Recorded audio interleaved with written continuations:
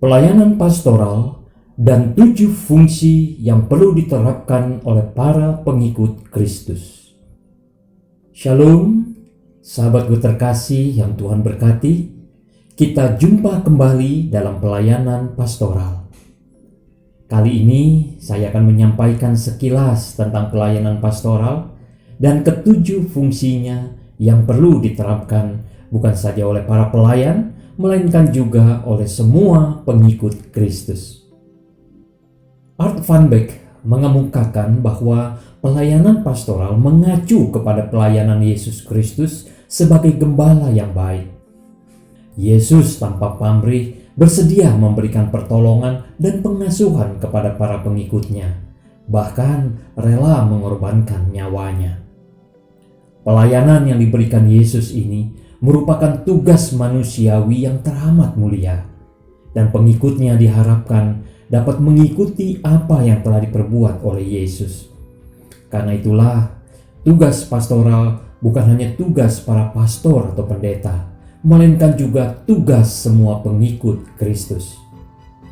Pelayanan pastoral tidak muncul karena keinginan hati semata, tetapi lebih karena panggilan hidup kita sebagai umat yang beriman kepada Tuhan, dan karena dialog kita dengan firman Tuhan.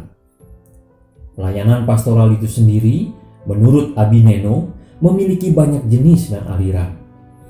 Ada jenis pelayanan pastoral sebagai pemberitaan firman, pelayanan pastoral sebagai konseling, dan ada juga jenis yang mengombinasikan antara pemberitaan firman dan pemberian bantuan dalam pelayanannya.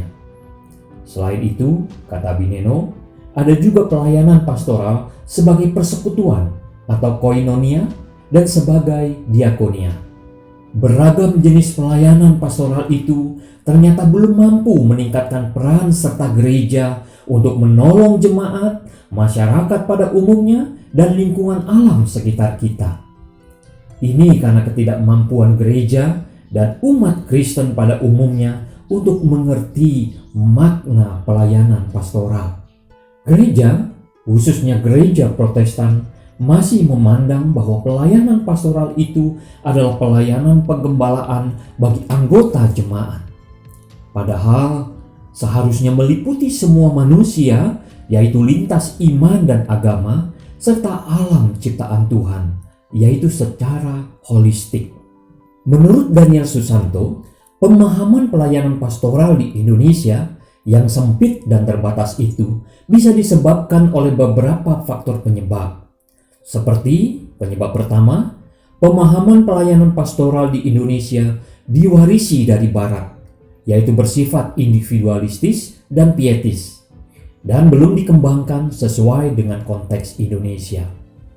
Penyebab kedua, pelayanan pastoral di Indonesia masih didasarkan pada gambaran gembala dan domba pada masyarakat agraris. Ini dapat kita lihat dalam beberapa bagian Alkitab, seperti dalam Yesaya 40 ayat 11, Mazmur 23, Yehezkiel 34, dan Yohanes 10. Hubungan antara gembala dan domba ditafsirkan secara tradisional dan terbatas, di mana domba-domba hanya dimengerti sebagai orang-orang percaya atau anggota-anggota gereja saja. Penyebab ketiga, pelayanan pastoral masih mengikuti pembagian pelayanan gereja secara tradisional, sehingga terjadi pengkotak-kotakan. Dan penyebab keempat, pelayanan pastoral masih belum mencakup alam sebagai sasaran pelayanan. Padahal alam adalah ciptaan Tuhan yang dipelihara oleh Tuhan. Gereja sebagai umatnya juga dipanggil untuk memelihara alam ciptaan Tuhan. Karena itulah, pelayanan pastoral mencakup keseluruhan secara holistik dengan dasar pemikiran bahwa pelayanan pastoral mencerminkan pemeliharaan Allah terhadap ciptaannya. Mengingat itulah, pelayanan pastoral sangat bermakna untuk pertumbuhan manusia secara utuh. Demikian luasnya ladang pelayanan pastoral, namun masih sedikit gereja yang memperhatikan dan mengolahnya. Gereja-gereja, menurut Abineno, lebih banyak melakukan bentuk pelayanan verbal dan kurang sekali dalam bentuk perbuatan atau diakoni. Pelayanan verbal itu, menurut Abineno, harus diubah, khususnya dalam pelayanan di kota-kota.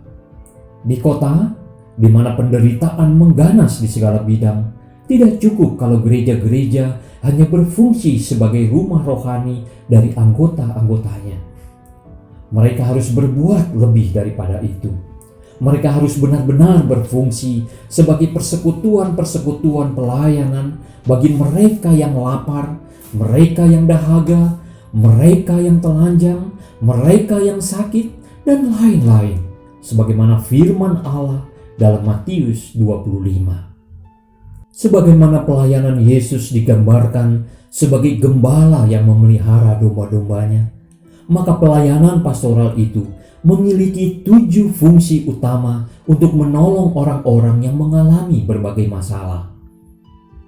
William Klebs dan Charles Jackley mengungkapkan 4 fungsi pelayanan pastoral, yaitu menyembuhkan, menopang, membimbing, dan mendamaikan.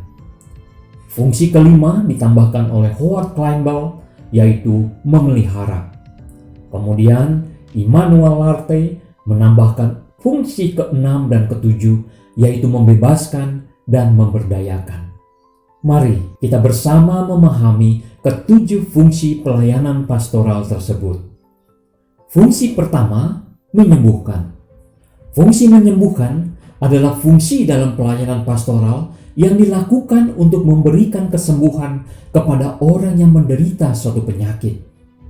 Yang dimaksud di sini bukanlah kemampuan untuk melakukan mujizat penyembuhan, melainkan memberikan pelayanan untuk menolong sesama yang mengalami penderitaan fisik maupun luka batin, sehingga dia merasa lebih baik dari keadaan semula. Dengan begitu, seseorang yang kita tolong itu dapat kembali merasakan semangat, sukacita, dan damai sejahtera meskipun sedang menderita oleh penyakit.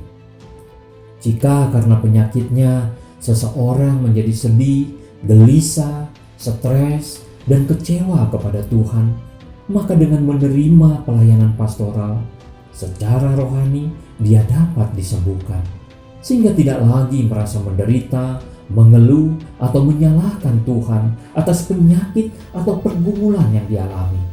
Dia dapat merasakan pertolongan dan campur tangan Tuhan dalam penderitaan atas penyakitnya.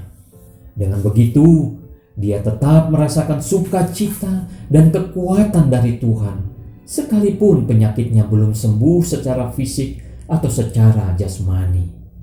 Menurut Art van Beck, fungsi menyembuhkan ini sangat penting, dalam arti bahwa melalui pelayanan pastoral kita memberikan kasih sayang, rela mendengarkan segala keluhan batin, dan kepedulian yang tinggi kepada orang yang akan kita tolong. Ini membuat seseorang yang sedang menderita itu mengalami rasa aman dan kelegaan. Ini juga menjadi pintu masuk ke arah penyembuhan yang sebenarnya. Selain itu, pelayanan pastoral melalui pendekatannya mengajak penderita untuk mengungkapkan perasaan batinnya yang tertekan. Melalui interaksi ini, pelayan pastoral membawa dia pada hubungan imannya dengan Tuhan melalui doa dan pembacaan Alkitab. Ini juga sekaligus sebagai sarana penyembuhan batin yang dapat membantu penyembuhan fisik. Fungsi kedua, menopang atau mendukung. Fungsi menopang atau mendukung ini adalah fungsi dalam pelayanan pastoral yang sangat diperlukan seseorang yang sedang kehilangan semangat atau putus asa karena masalah yang dihadapinya.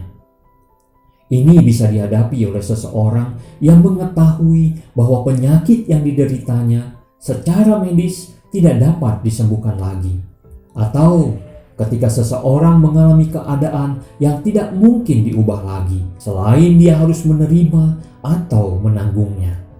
Seseorang yang anggota tubuhnya harus diamputasi misalnya, luka tubuhnya mungkin dapat disembuhkan secara medis, namun tubuh dan hidupnya telah berubah. Begitu juga orang yang mengalami kedukaan karena seseorang yang dikasihinya meninggal dunia. Dalam keadaan dan situasi seperti itu, maka pelayanan pastoral dapat memberikan kekuatan atau topangan kepada orang-orang yang mengalaminya.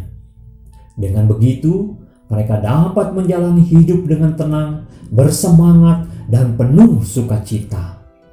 Menurut Seward Hiltner, dengan fungsi menguatkan atau menopang ini, seseorang yang ditolong atau ditopang itu didorong untuk membuka diri dan berharap penuh kepada Allah. Orang itu hanya bisa dikuatkan, ditopang, dan dibimbing ke dalam terang firman Allah agar dia mendapatkan kekuatan hati untuk menerima kenyataan yang ada, sebab tidak mungkin lagi mengubahnya. Dengan kepasrahan menerima hal-hal yang tidak mungkin diubah lagi, orang tersebut dapat bertumbuh secara rohani. Dia akan kembali mendapatkan kekuatan dan pengharapan di dalam Allah.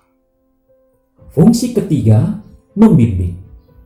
Fungsi membimbing ini adalah fungsi dalam pelayanan pastoral yang sangat diperlukan oleh seseorang yang sedang kebingungan untuk mengambil keputusan, baik itu terkait dengan masalah dirinya sendiri, terkait hubungan dengan orang lain, atau mungkin menyangkut nyawa seseorang. Namun perlu diingat bahwa fungsi pelayanan pastoral di sini adalah untuk membimbing yang bersangkutan dalam membuat keputusan, dan bukan menunjukkan atau menentukan satu keputusan tertentu. Klein Bell mengungkapkan bahwa dalam fungsi membimbing ini, pelayan pastoral dipanggil untuk menolong seseorang yang sedang bingung dalam mengambil keputusan secara mandiri. Peran pelayan di sini adalah membantu orang yang didampingi itu dengan memberikan alternatif pemecahan masalah serta risiko yang mungkin dihadapinya ke depan. Klein Bell mengungkapkan bahwa pelayan pastoral menolong orang itu untuk mengambil keputusan yang mantap dan sebagai pilihan terbaik untuk masa kini dan pada kemudian hari. Ini dilakukan melalui pemberian nasihat serta kesediaan untuk mendengarkan. Fungsi keempat, mendamaikan. Fungsi mendamaikan ini adalah fungsi dalam pelayanan pastoral untuk mendamaikan orang-orang yang berkonflik dan memiliki hubungan yang retak atau rusak.